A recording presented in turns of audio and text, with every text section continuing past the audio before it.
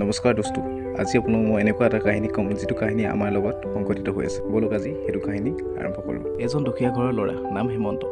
গাঁওখনৰ পৰা বিদ্যালয় যোৱা বাটটো উকা আছিল। তাৰ ভাল কাপোৰ কিনিবলৈ পইচা নাছিল। দেউতাকে খেতিত কাম কৰি ঘৰখন যেনে তেনে চলাই আছিল। হেমন্ত সপোন আছিল চাকৰি এটা পাই ঘৰখন দুখ আঁতৰাব। বিদ্যালয় উত্তীৰ্ণ হোৱাৰ পাছত তেওঁ ঘৰৰ অৱস্থা বেয়া হৈ গৈছিল। দুবেলা এমুঠি খাবলৈ চাউল নাছিল। মাকৰ দুখ চকু দেউতাক বিষ হৈছিল। হেমন্ত উপায় নাপায় এদিন গাঁৱৰ পৰা চাইকেল ওলাই টাউনলৈ গ'ল চাকৰি বিচাৰি। বটগছৰ তলত বহি ঘৰলৈ আহি থকা মানুহ এজনক সুধিলে, ককা, এই চহৰখনত ক'ত চাকৰি পোৱা যায়? ককাই ক'লে, বোপাই, এতিয়া চাকৰি পোৱা সহজ নহয়। পইচা তোমাৰ ওচৰত আছে জানো? পইচা থাকিলে চাকৰি পায়, যি নহওক তই চেষ্টা কৰি থাক, ভাগ্য থাকিলে কিবা এটা হ'ব। এই কথা শুনি হেমন্ত আচৰিত হ'ল। দিনটো কামৰ খবৰ বিচাৰি মানুহৰ পিছত ঘূৰিল। কেতিয়াবা চাহৰ দোকানত, কেতিয়াবা গেলামালৰ দোকানত, কেতিয়াবা গাড়ীৰ পাছত ঘূৰে। কয়, বোপাই, এতিয়া কাম নাই। হেমন্তই কয়, মানুহ লাগিলে ক'ব।